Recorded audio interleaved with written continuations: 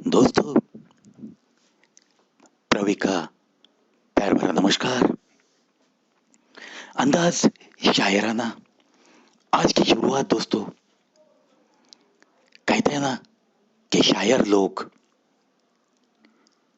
जिन्हें महफिले शराब, इश्क, मोहब्बत, प्यार ये सब उनको पसंद रहता है।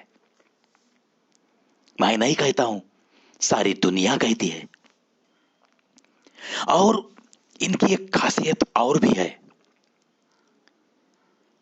वो जब कुछ लिखते हैं तो कुछ बातें तो वो ऐसी करते हैं मानो कि वो खुदा को सामने बिठाकर उसे कुछ बातें पूछ रहे हैं, खुदा से कुछ सवालों का जवाब मांग रहे हैं। ये उनकी ताकत होती है। हर लेखक में, हर कवि में थोड़ी बहुत यही ताकत जरूर छिपी सी होती है। लेकिन उसमें ये शायर लोगों का उस खुदा से कुछ पूछने का अंदाज थोड़ा सा निराला है। आज की शुरुआत शराब के ऊपर से। आज मैं शुरुआत में कुछ सुनाऊंगा। ये शराब के बारे में तो शायर लोगों ने इतना कुछ लिख के रखा है कि पढ़ते पढ़ते जिंदगी कम पड़ेगी। उसमें शायद आपने पढ़ी होगी, सुनी होगी, हरिवंश राय बच्चन साहब की एक कविता है जो कि हमारे अमिताभ जी बहुत सारे प्रोग्राम्स में पेश कर चुके हैं, मधुशाला। वो पढ़ोगे आप, सुनोगे कभी वो कविता, तो आपको अंदाजा आ जाएगा कि एक कवि कैसी कल्पना शक्ति लेकर कुछ लिख जाता है जिससे वो अमर बन जाता है। ऐसा बहुत कुछ शराब के बारे में लिखा है। एक छोटी सी शायरी है, राशिद मस्जिद में बैठकर पीने दे शराब मुझको, या फिर वो जगह बता दे जहां खुदा न हो। बिल्कुल सही है ना दोस्तों। अगर वो खुदा है तो वो तो हर जगह पे है। ऐसी कोई बात नहीं है कि वो किसी मंदिर में ही है, किसी मस्जिद में ही है, या किसी गुरुद्वारे में ही मिलेगा, या वो किसी गिरिजाघर में बैठा है। ऐसी बात नहीं है। हर जगह पे वो खुदा है। और ये अगर सारे लोग मानते हैं तो ये शायर कहता है, या फिर मुझे ऐसी जगह बता दे जहां खुदा ना हो। और अगर ऐसी जगह नहीं बता सकता तो मुझे मस्जिद में बैठकर शराब भी पीने दे। शराब को महफिलों का सरताज कहा जाता है। एक तो मेरी भी खुद की एक कविता है, शराब ये चीज है लाजवाब। ऐसे ही दिमाग में कुछ ख्याल आए और मैंने शराब के बारे में कागज पे उतारना शुरू किया। तो कम से कम 3 पानों की ये कविता हो गई दोस्तों। चलो सुनाता हूं आज की पहली शायरी। बोतल छुपा देना कफन में मेरे, बोतल छुपा देना कफन में मेरे, शमशान में बैठकर पिया करूंगा। खुदा मांगेगा जब हिसाब मुझसे, खुदा मांगेगा जब हिसाब मुझसे, एक एक पैक बनाकर दिया करूंगा, एक एक पैक बनाकर दिया करूंगा।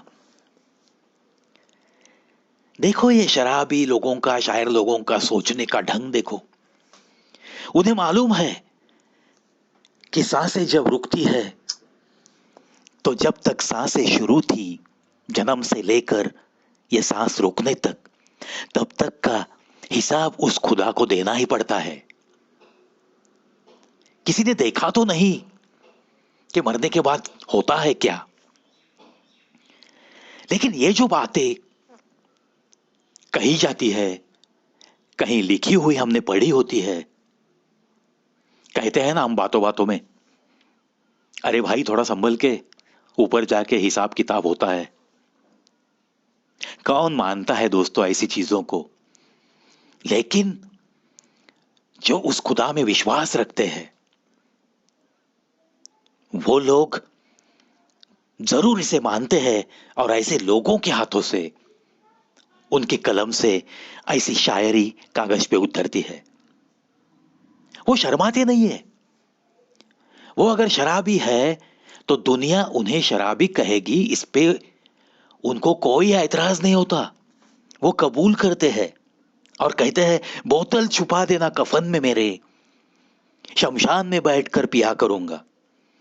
खुदा मांगेगा जब हिसाब मुझसे, एक एक पैक बनाकर दिया करूंगा, दिया करूंगा। यानी कि वो कहता है जिंदगी भर मैंने क्या किया, अगर ये सवाल पूछा मुझे खुदा ने, तो उसे भी मैं जवाब के बदले एक एक पैक बनाकर उसे दिया करूंगा। इसके लिए बहुत जिगरबाज दिल लगता है दोस्तों। खुदा के साथ ऐसा संवाद, खुदा को मैं ये कहना चाहूंगा, वो कहना चाहूंगा, ऐसी बातें करने के लिए एक तो दिल बड़ा ही साफ रखना पड़ता है। और ये होते हैं, बड़े साफ दिल वाले होते हैं। चलो मुड़ते हैं आगे। एक चाहत होती है जनाब अपनों के साथ जीने की, एक चाहत होती है जनाब अपनों के साथ जीने की, वरना पता तो हमें भी है, वरना पता तो हमें भी है कि ऊपर अकेले ही जाना है, अकेले ही जाना है। देखो दोस्तों, ये तो सच्चाई है। तू आया है रे अकेला, जाएगा अकेला, लेकर आया है तू खाली हाथ, मुट्ठी खोल कर तू जाएगा। कुछ न लाया था तूने यहां, क्या तू लेकर जाएगा। ये तो बिल्कुल सही है। लेकिन दोस्तों, अकेले आने के बाद भी क्या कोई इंसान जिंदगी भर अकेला रह पाएगा? बिल्कुल नहीं। जिस घर में उसका जन्म होता है, जिन अपनों के साथ वो छोटे से लेकर बड़ा होता है, उन अपनों के साथ उसका एक अटूट बंधन रहता है। चाहे लाख जीवन भर में कुछ भी क्यों ना हो, लेकिन वो अपनों के साथ हंसते खेलते रहना चाहता है। ऐसी ही उसकी चाहत होती है। ऐसी ही चाहत बरकरार रखो।